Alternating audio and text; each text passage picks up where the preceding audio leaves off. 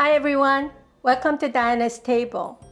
Today I want to talk to you about the basic Korean seasoning such as soy sauce, gochujang, and doenjang. When I was young, my mother used to make them at home. But of course, I didn't learn it from her and I have to rely on store-bought seasoning. And I really regret the fact that I didn't learn from her when I could have. So today I want to actually share how I enhance the taste of store-bought seasoning to make it taste almost like my mother's. And so let's get started.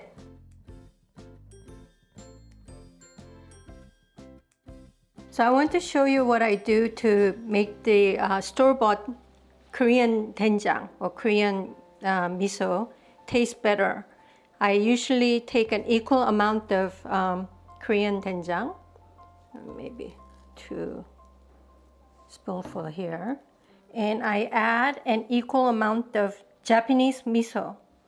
The reason I do this is because Korean doenjang has a little more of the very stronger fermented taste, but Japanese miso will add a little bit of a milder and sweetness to the doenjang.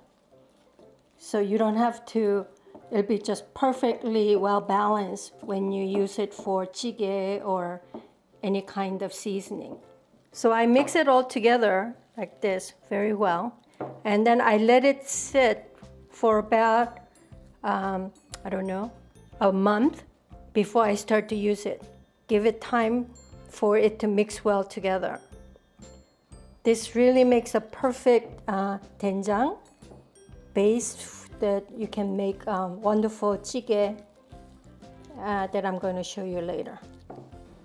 So I'm going to show you how to use this Japanese miso and Korean doenjang together in making doenjang bibimbap.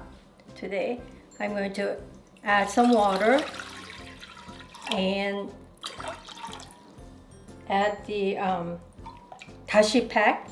Once the dashi pack is in the water, I'm going to let it boil for about 5 minutes.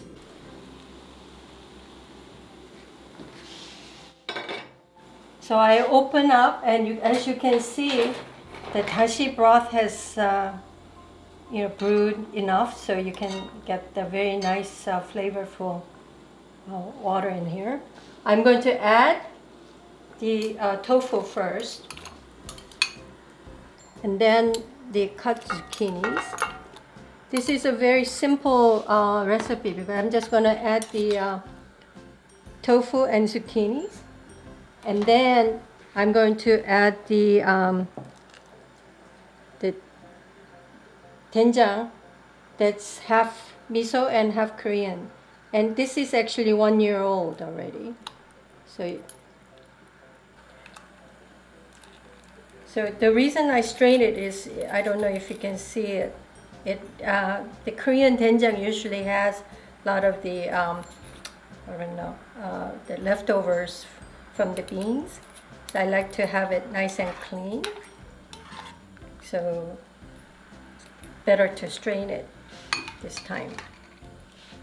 Now I'm going to add the chopped green onions. It looks kind of watery. It looks almost like a soup rather than a jjigae. But I'm going to let it cook and evaporate a little bit and add a little more doenjang to make it a little bit, thicker. Then we'll be ready to put it over rice for bibimbap. So I'm going to add maybe a spoonful more of the doenjang.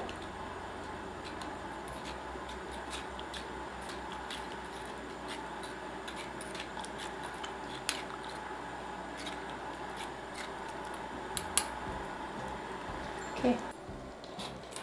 We have to let it boil for about 5 minutes for the liquid to evaporate a little bit. It is a very simple sauce that you can pour over the rice. So once it starts to boil, you can see the scum coming up to the top. I like to actually skim that. You see the...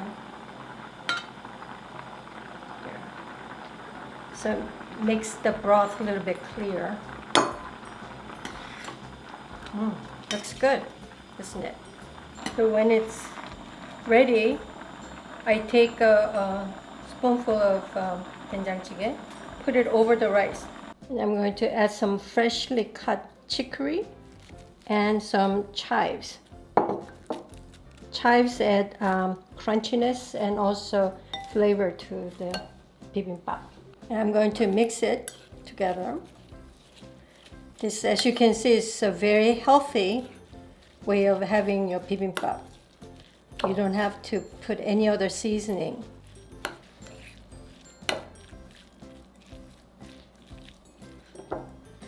So I'm going to try this very healthy bibimbap.